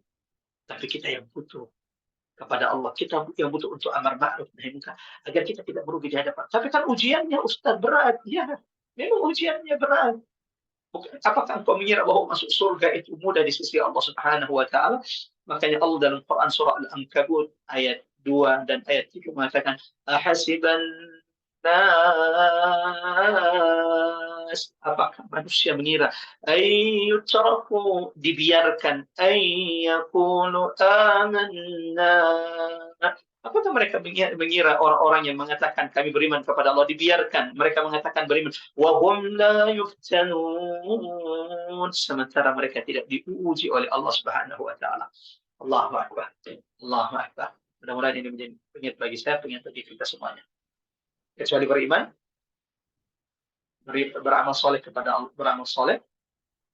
Yang ketiga apa? Watawas, dan ini adalah sunnah aman. Naik level ketiga, watawasabillah. Ini zona ujian. Allahu akbar. Allahu akbar. Nabi Muhammad sallallahu alaihi wasallam, Nabi Muhammad ketika hanya fokus menjaga imannya, Nabi itu tidak pernah menyembah berhala. Ketika Nabi hanya fokus beramal soleh di Gua Hira, tahannus selama 3 tahun, tidak ada yang benci Nabi. Tapi ketika Nabi watawasau bil haq sudah mulai mengajak orang Quraisy kepada kebenaran, zona nyaman. Itu kenapa kebanyakan umat Islam berada di zona ini. Masya Allah, bagus imannya, bagus amalnya. Di kampungnya ada pelacuran, dibiarkan. Ada penjual minuman keras, dibiarkan. Ya sudahlah, nggak usah urusin hidup orang. Allahu Akbar. Allahu Akbar. Tidakkah engkau mendengar firman Allah dalam Quran surah Al-Maidah ayat 78, ayat 79. Bagaimana Allah murka, laknat Allah kepada Bani Israel. Lu'ina alladhina kafaru min Bani Israel. Allah melaknat orang-orang kafir dari Bani Israel. Kenapa? Ala lisani Dawud wa Isa bin Maryam, dengan lisan Daud dan Isa ibn Maryam. Dzalika bima asaw wa kanu ya'tadun. Itu karena dosa-dosa dan sikap mereka melampaui batas. Kenapa mereka melampaui batas? Perhatikan baik-baik. Kanu la yatanahawna 'an munkarin fa'alu. Mereka itu orang kafir dari Bani Israel, tidak amar ma'ruf nahi munkar atas kemungkaran yang terjadi di tengah-tengah mereka. Allahu Akbar. Tapi kita tidak bisa berbuat apa-apa, Ustaz. Setidaknya engkau mengingkari dengan hatimu. Bukankah Nabi mengatakan, man ra'a minkum munkara, siapapun di antara kalian melihat kemungkaran di sekitarnya, falyughayyir biyadihi, rubah dengan tangannya. Tidak bisa dengan tangan. Siapa saya, Ustaz? Kita juga cuma manusia biasa. Lisani.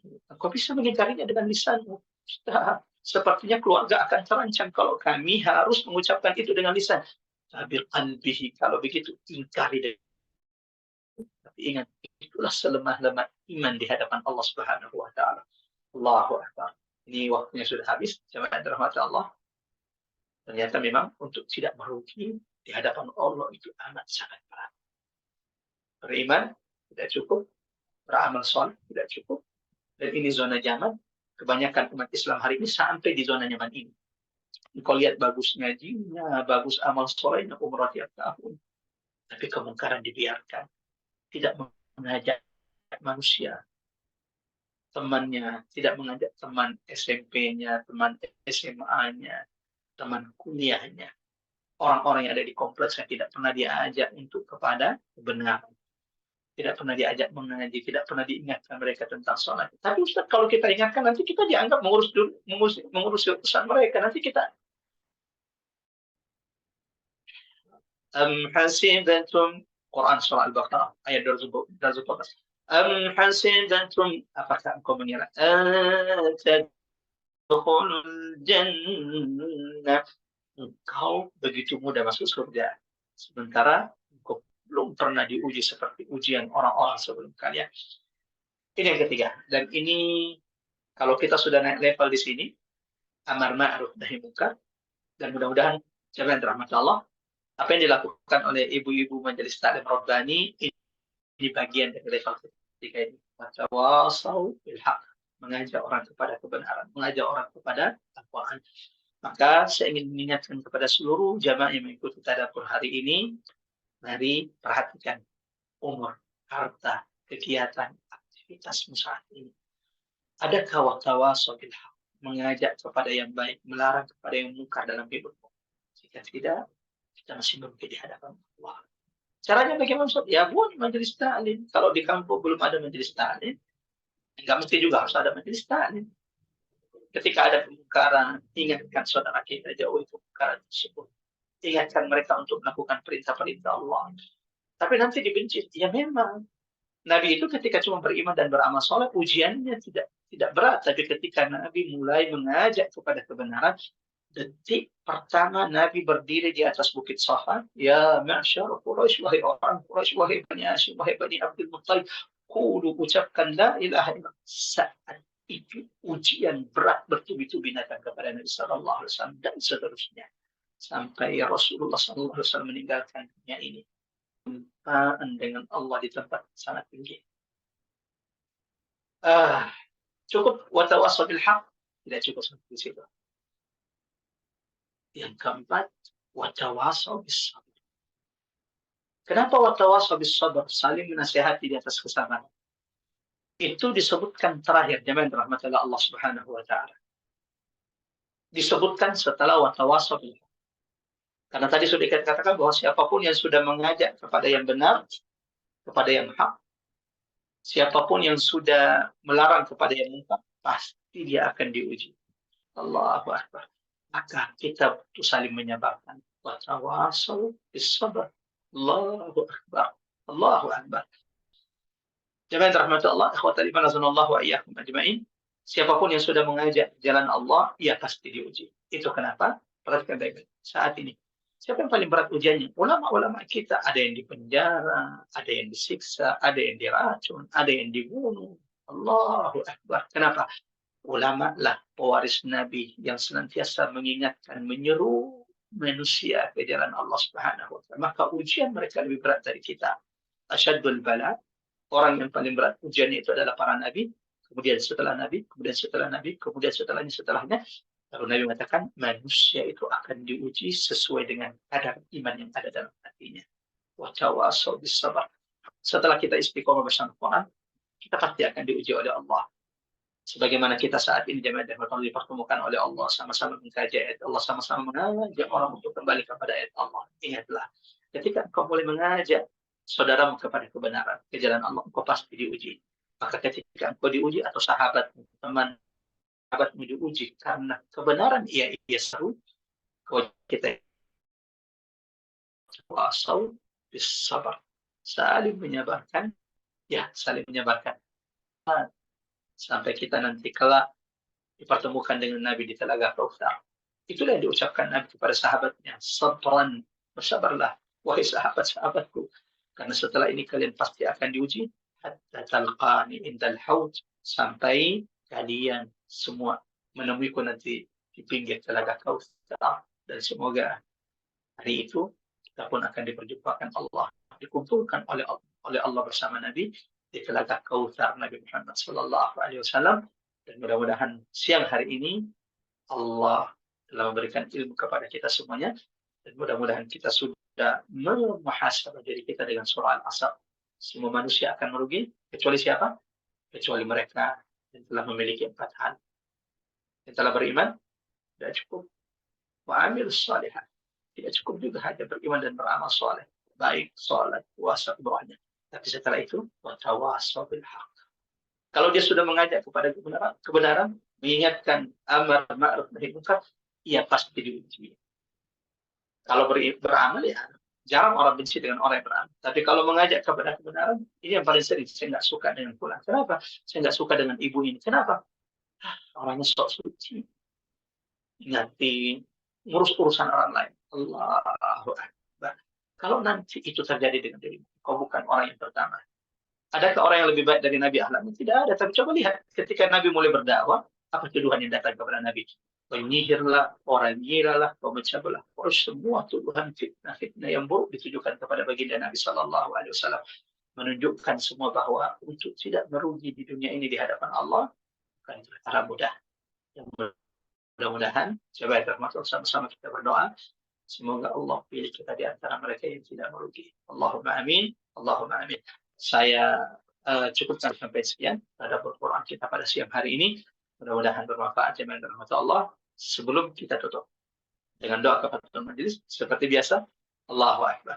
Kita sama-sama mengingatkan, sama-sama berwasiat, sama-sama membaca surah Al-Asr, dan saya minta Mbak Ari untuk mengaktifkan mikrofon. Sama-sama kita baca. A'udzubillahi minasyaitonir rajim.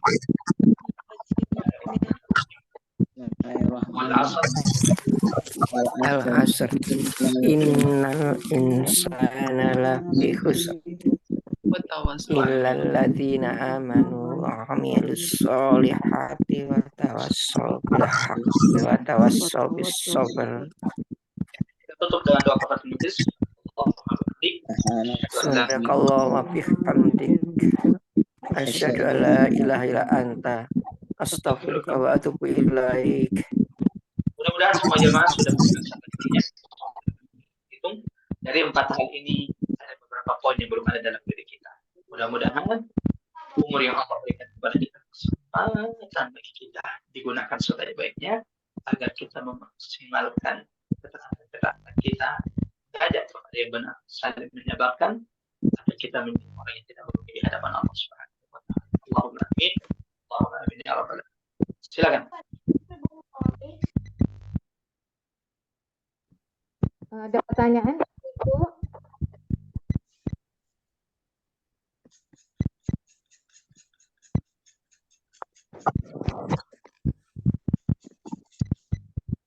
Ada pertanyaan?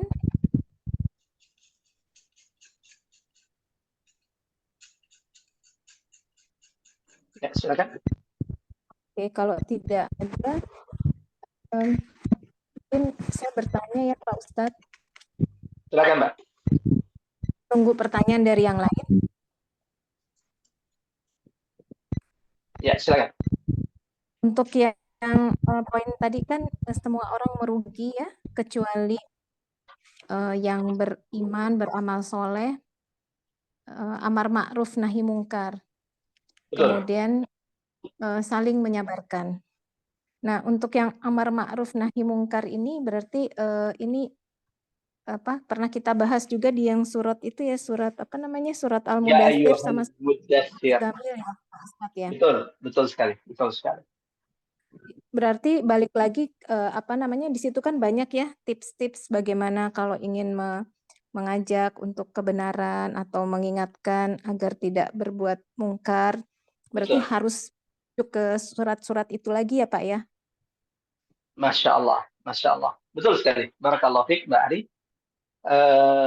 Ya, surah yang kedua diturunkan Allah kepada Nabi itu adalah surah Al-Mudaththir. Dan surah ini menegaskan agar kita memberi peringatan di tengah-tengah manusia. Qum fa'anzir.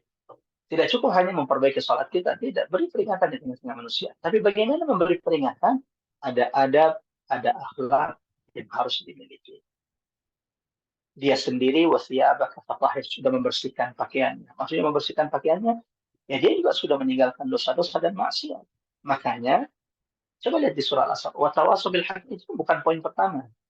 Dia ada di poin berapa? Poin ketiga. Setelah iman dan amal saleh.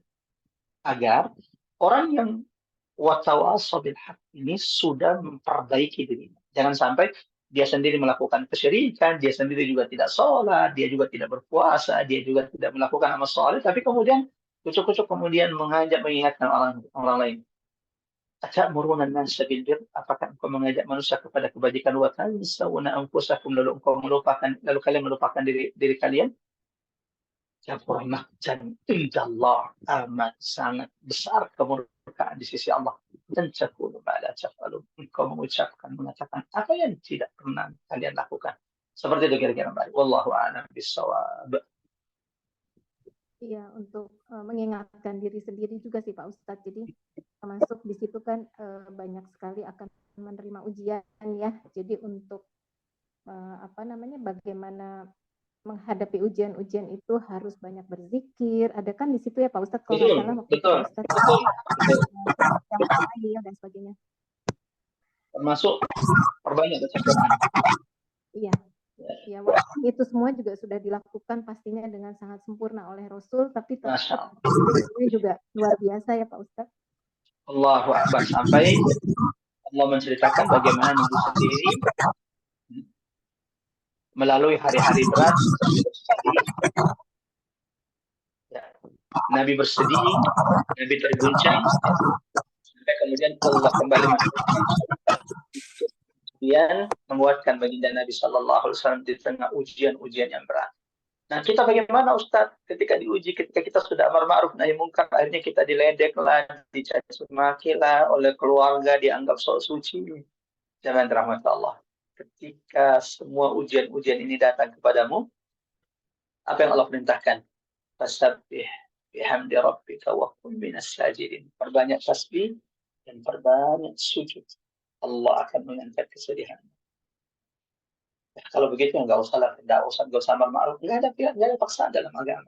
Allah tidak butuh kita, Allah tidak butuh ibadah kita, tapi engkau yang akan merugi di hadapan Allah.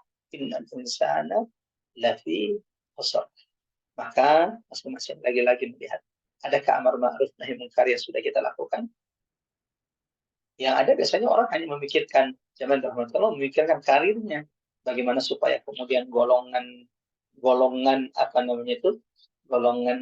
di pekerjaan naik golongannya, tingkatannya, jabatannya. Orang hanya memikirkan begitu.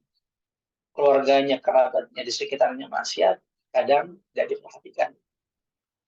Mudah-mudahan insya Allah kita tidak termasuk yang membiarkan kemungkaran maksiat, kezaliman tanpa kita ingkar. Tapi kita tidak bisa berbuat apa-apa.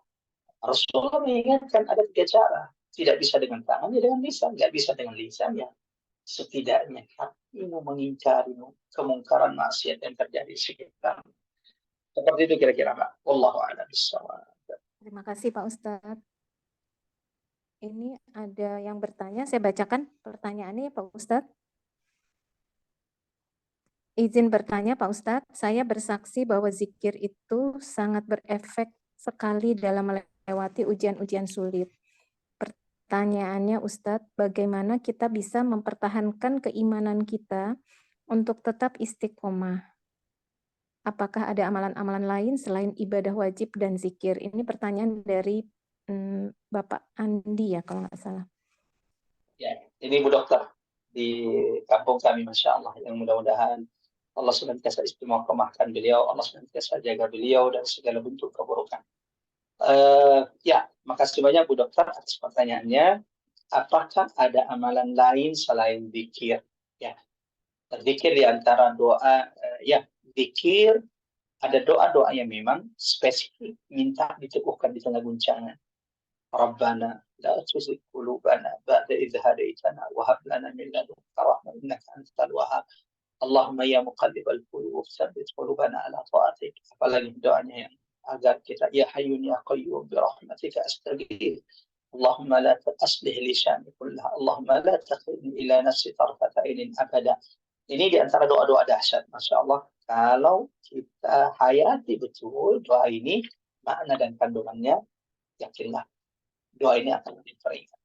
Membaca surah Alam Nashrah yang kemarin sudah kita tadabburi juga, Alam Nashrah laka sadrak, ini juga akan meringankan beban kita kalau kita pahami makna dan apa yang Allah janjikan di dalam surah ini. Tapi selain ibadah, selain doa, adakah kemudian amalan-amalan yang bisa menunjukkan kita jamaah rahmatan Allah Subhanahu wa taala? Jamaah rahmatan Allah, di antara hal yang akan menguatkan kita di jalan Allah adalah satu di antaranya selain zikir dan ibadah. Karena ini Masya Allah ibadahnya sudah, zikir sudah, minta penguat yang lain. Nah, di antara penguat adalah menjaga kehalalan makanan yang masuk dalam tubuh kita. Hati-hati memasukkan makanan. Nyari makanan itu jangan cuma sekedar enaknya, tapi tidak memperhatikan halal syubhat haram makanan tersebut. Kenapa? Makanan kita halal haramnya itu sangat mempengaruhi keimanan, keteguhan kita di jalan Allah Subhanahu wa taala. Itu kenapa ketika Allah mengisahkan Ashabul Kahfi, Allah ceritakan mereka orang-orang yang kalau mencari makanan itu betul-betul dicari yang paling bersih. Falyanzur ayyuha azka ta'ama. Yang kedua yang bisa kita lakukan adalah agar kita dikuatkan di istiqomahkan Allah, berada di lingkungan yang baik, berada di lingkungan yang benar, berada di tengah-tengah orang-orang yang saleh, yang akan menguatkan kita. Wa tawasaw bis sabr. Ya. Siapapun yang hijrah, siapapun yang merubah, yang ingin berubah dari yang tadinya tidak pernah mengaji, tidak pernah perhatian dengan agamanya, lalu kemudian mulai hijrah, mulai belajar agamanya, mulai melakukan perintah-perintah Allah, meninggalkan maksiat yang dibenci oleh Allah, ia pasti akan diuji oleh Allah. Maka di tengah ujian tersebut, dan jangan, kalau engkau diuji oleh Allah, ketahuilah, tidak ada orang yang diuji oleh Allah kecuali itu bukti Allah sedang ingin mendekatkannya, menarik orang itu mendekat kepada Allah Subhanahu wa taala. Allah, ada banyak orang bergelimang harta, tapi Allah menjauhnya. Allah tidak pernah menariknya, Allah tidak pernah memberinya ujian kepada mereka sehingga mereka mendekat kepada Allah. Kenapa? Nikmat dunia hanya sementara bagi mereka, sementara tempat kembali mereka dan neraka jahanam Allah. Sementara engkau yang tadinya tenggelam dengan dunia, Allah berikan engkau ujian karena Allah ingin engkau mengangkat tanganmu. Engkau ingin meminta kepada Allah, mendongakkan kepala, memohon kepada Allah. Allah ingin engkau kembali kepadanya. Allah tidak ingin engkau masuk neraka. Allah tidak ingin engkau semakin jauh mengikuti jalan syaitan.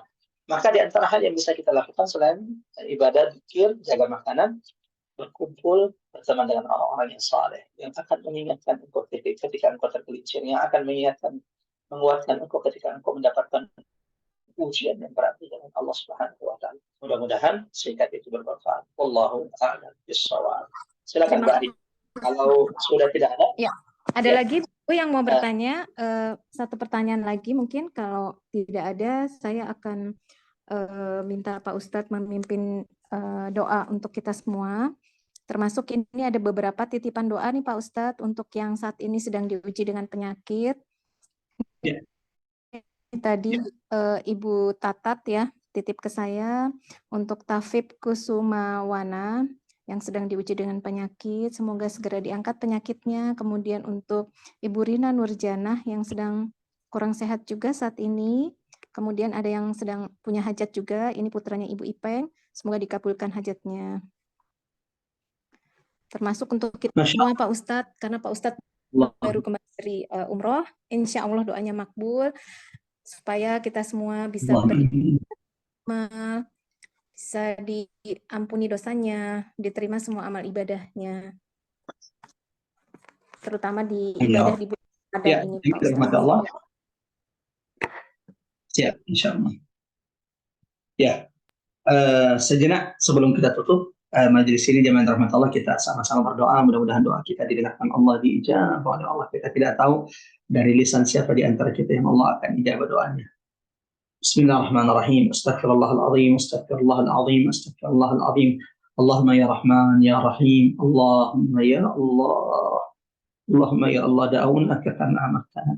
Wastajib du'aana kama wa'adtana. Ya Allah, saat ini di Ramadan ini, ya Allah, setelah kami salat zuhur berjamaah, setelah kami tadabbur, ya Allah, Ar-Rahman, Ar-Rahim, Ya Allah, kami bermunajat kepadamu ya Allah seperti yang Engkau perintahkan kepada kami. Maka ijabah, terima, kabulkan doa-doa kami ya Allah seperti yang Engkau janjikan kepada setiap di antara kami. Allahumma ya Allah, ya muqallibal qulub, tsabbit qulubana ala ta'atik, tsabbit qulubana ala dinik, tsabbit qulubana ala iman, ya arhamar rahimin. Ya Allah, wahai membolak-balikkan hati, teguhkan hati-hati setiap di antara kami di atas iman, di atas amal saleh, di atas ketaatan, di atas la ilaha illallah. Allahumma ya Allah, la tada fi maqamina hadha dhanban illa ghafart, wala hamman wala ghamman illa farajt, wala maghidan illa shafait, wala ضالا إلا هديت ولا حاجة من حوائج الدنيا إلا يسرتها يا أرحم الراحمين. Ya Allah Tuhan kami, jangan biarkan kami meninggalkan majelis ini ya Allah, kecuali Engkau telah mengampunkan dosa-dosa setiap di antara kami. Ya Rahman, wahai Tuhan kami, wahai yang penyayang kepada kami. Ya Allah, jangan biarkan kami meninggalkan majelis ini kecuali siapapun yang saat ini sedang sakit, anak, kerabat, sahabatnya, atau mungkin jamaah yang saat ini sedang ikut tadabbur. Ya Allah, karuniakan kesembuhan kepada mereka ya Allah. Jadikan sakit yang Engkau ujikan kepada mereka sebagai pembersih diri mereka dari dosa-dosa. Allahumma ya Allah, jangan biarkan kami meninggalkan majelis ini kecuali siapapun yang saat ini terlilit hutang, kesulitan, menghadapi ujian, menghadapi guncangan, kecuali ya Allah Tuhan kami, tempat bersandar kami. Antallahul ahadus samad. Ya Allah, berikan jalan keluar, berikan keringanan, angkat musibah ujian ya Allah, angkat kesedihan mereka ya Arhamar Rahimin. Rabbana ya Arhamar Rahimin,